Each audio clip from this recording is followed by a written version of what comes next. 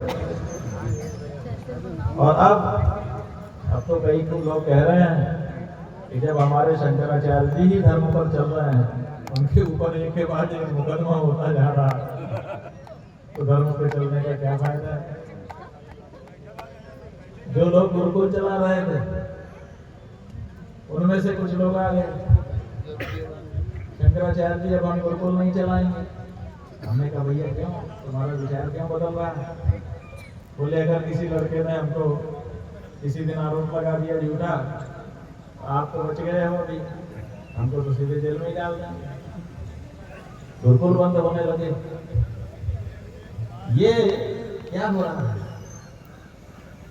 जो धर्म के रास्ते चल रहे हैं उनको डराने की कोशिश की जा रही है, ताकि लोग धर्म पे चलना छोड़ दें, अधर्म का आचरण करने लगे। अधर्म का आचरण करने से क्या होगा, तो आपको हम बताना चाहेंगे कि क्या होगा क्या नहीं होगा, ये गलत बात। लेकिन इस संसार में सदा से दो तरह की प्रवृत्तियां रही हैं। कुछ लोग धार्मिक प्रवृत्ति के होते हैं, वो धर्म करते हैं तो उनको अच्छा लगता है।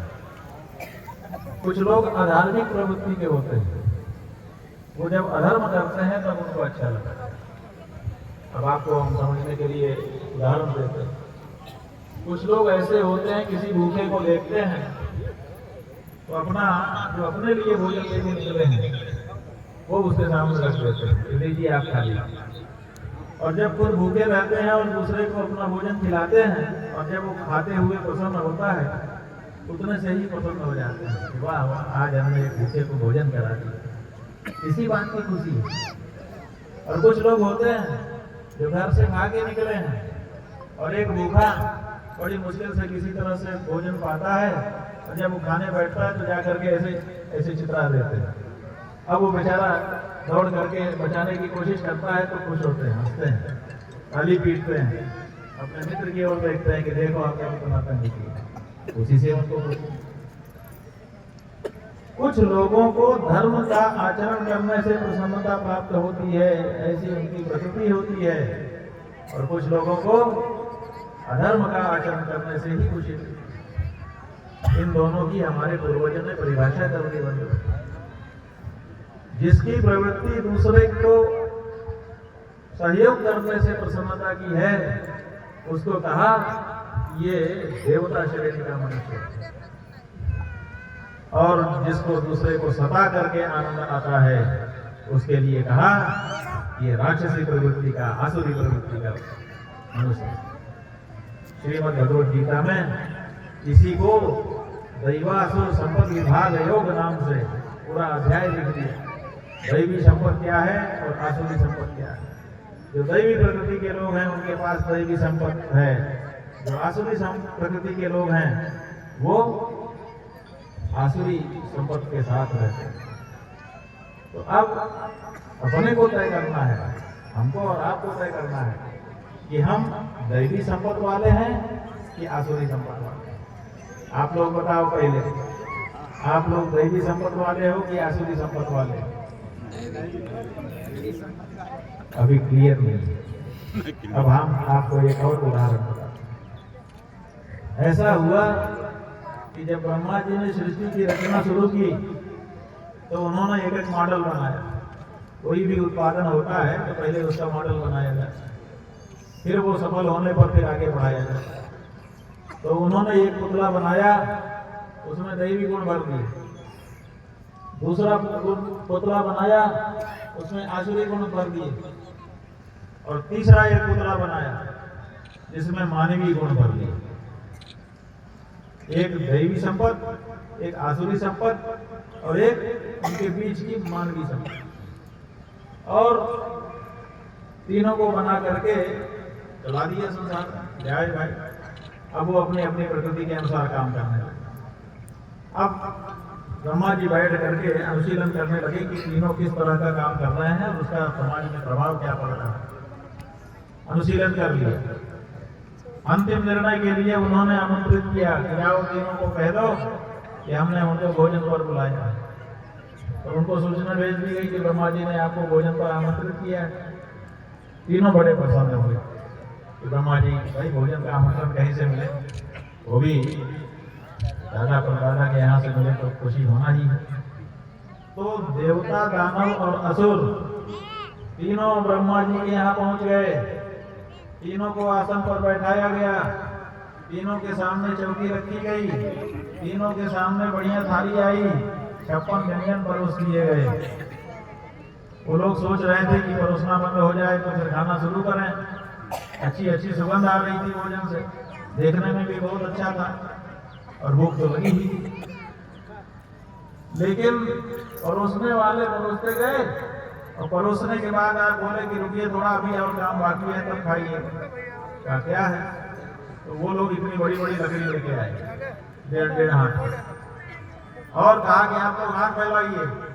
तो हाथ फैला दिए और उन्होंने लकड़ी को बराबर से लगा करके और बांध दिया दोनों हाथों। अब देवताओं के दोनों हाथ ऐसे सीधे बांध दिए गए, मुड़ नहीं सकता। दानवों के भी दोनों हाथ बांध दिए गए और मानवों के। अब सीधे हाथ हो गए, सबकी कपच्ची बन गई, मुड़ नहीं सकता। जब ये काम हो गया तब उन लोगों ने हाथ जोड़ के कहा कि अब आप लोग भोजन शुरू करें। लोगों को बड़ा आश्चर्य हुआ कि हाथ सीधा बांध दिया, अब भोजन हम कैसे करें? भोजन करने के लिए तो मुड़ना चाहिए कोहनी से, भोजन कैसे हो? तो जो आसुरी प्रवृत्ति के लोग थे उनको गुस्सा आ गया। उन्होंने कहा ये तो हमारे साथ मजाक है, आपने हमारे सामने भोजन की थाली परोस दी और हाथ हमारा सीधा करके बांध दिया, ये भोजन कराने का तरीका है? ब्रह्मा जी ने हमको भोजन पे बुलाया और भोजन पे बुला करके हमारा अपमान कर रहे हैं, हम इसको बर्दाश्त नहीं करेंगे, जरूरत पड़ी तो हम इसका बदला लेंगे, ले अपना भोजन। और वो लोग बहिष्कार करके ब्रह्मा जी खिड़की से देख ही रहे थे। उन्होंने कहा अच्छा ये तो निकल गया। अब वहां देवता और मानव बैठे रहे। देवता और मानव सोचने लगे कि ब्रह्मा जी ने बुलाया है, बुला करके भोजन परोसा है और हाथ बांध दिया है, अपमान का तो उनका उद्देश्य हो नहीं सकता है, इसमें कोई रहस्य है। सोचना चाहिए, जल्दबाजी नहीं करनी चाहिए, तुरंत निर्णय नहीं लेना चाहिए तय में आकर। तो वो बैठे रहे, बोले ठीक है जी खाते हैं, चिंता मत करो, थोड़ा हम लोग सोच रहे हैं। ठीक है सोच लीजिए, सोचने की कोई मनाही नहीं। तो सोचते रहे सोचते रहे सोचते रहे और सोचते सोचते मन में एक बात आ गई। क्या बात आई? कि हाथ मोड़ करके अपने लिए खाया जाता है, हाथ मुड़ेगा नहीं तो हम तो खा नहीं सकते, लेकिन सीधे हाथ से पकड़ के इनको दूसरे को तो खिलाया ही जा सकता है।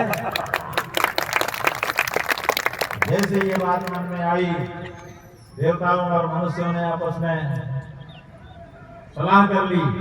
देवताओं ने कहा चिंता मत करो, हम तुम्हें खिलाते हैं। उन्होंने कहा आप भी चिंता मत करिए, अगर आप हमको खिलाने को तैयार हैं हम भी आपको खिलाते हैं। और दोनों ने बीच में थाली रख ली, वो उनको खिला रहे हैं, वो उनको खिला रहे हैं, और इस तरह से दोनों का पेट भर गया। ब्रह्मा जी झरोखे से देख रहे थे। भोजन हो जाने के बाद नीचे उतर के आए, दोनों हाथ उठा करके आशीर्वाद दिया। कहा बंधुओं हम बहुत प्रसन्न हैं, आप लोगों ने वही किया जो हम चाहते थे। अपने लिए जीना तो ये कोई जीना नहीं है, जो दूसरे के लिए जीता है वही जीता है, इसलिए आप लोगों का जीवन धन्य।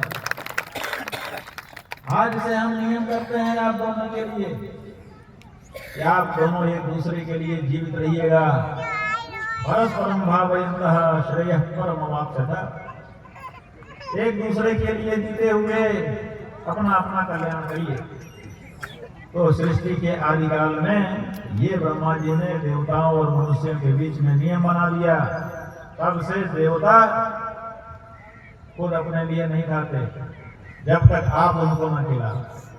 इसीलिए आपके घर में जब भोजन बनता है तो आपके माता पिता बुजुर्ग थाली में उसको परोसते हैं, परोस करके भगवान के सामने देवता के सामने ले जाके रखते हैं, हाथ जोड़ करके प्रार्थना करते हैं।